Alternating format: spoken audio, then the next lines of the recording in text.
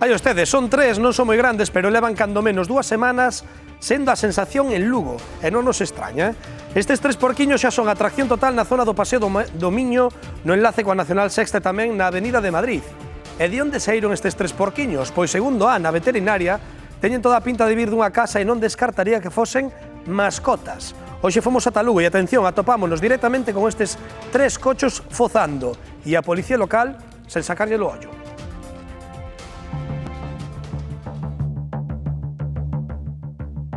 Para que vos fagades unha idea na casa do perigo que supón que estes animais estén por esta zona, fixadevos onde estaban, seguimos xirando a cámara e vemos que tiveron que cruzar un carril dunha incorporación, 2 carrís da Nacional e outros 2 carrís para chegar ata aquela rotonda que, como ben vemos, ten xa toda a herba e toda a terra levantada porque foron ata aí a buscar o seu alimento. En total, 5 carrís cruzados e moitos coches que se cruzaron con eles.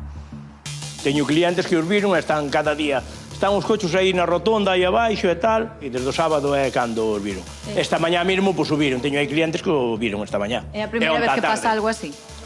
De porcos normales é a primeira vez. De xabariles, muchísimas veces ou a diario.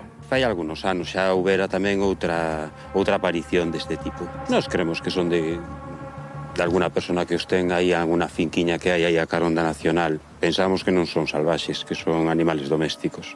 Ana, como veterinaria, que tipo de animal nos poderías decir ti que son eles? Pois hasta donde se pode apreciar na fotografía, pois son porcos. Non sei se tipo vietnamita ou algunha raza así máis pequena. Claro, falas dun animal doméstico, é dicir, estes animais poderían provir dunha casa? Posiblemente, pois a lo mellor procederán de animal doméstico, pero mantido nas casas como animal de compañía.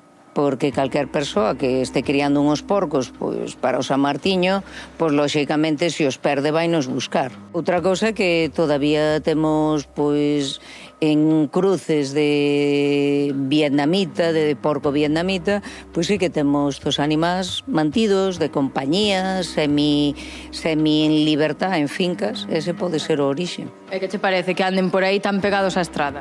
Boa, veiches agora o problema que hai en Cataluña ca peste, imagínate. O problema pode ser gravísimo. Para vos é un perigo? No personal non, claro, personalmente non, pero non cabe duda que, bueno, pues que a influencia que pode ter no tráfico sempre son animales, e está claro que animales sueltos nas calzadas poden provocar algún accidente de tráfico, claro, máis que nada. Non son perigosos en canto a que nos ataquen as persoas, pero sí poden provocar accidentes en ciclistas, coches e demais, o sea que peligros sí son.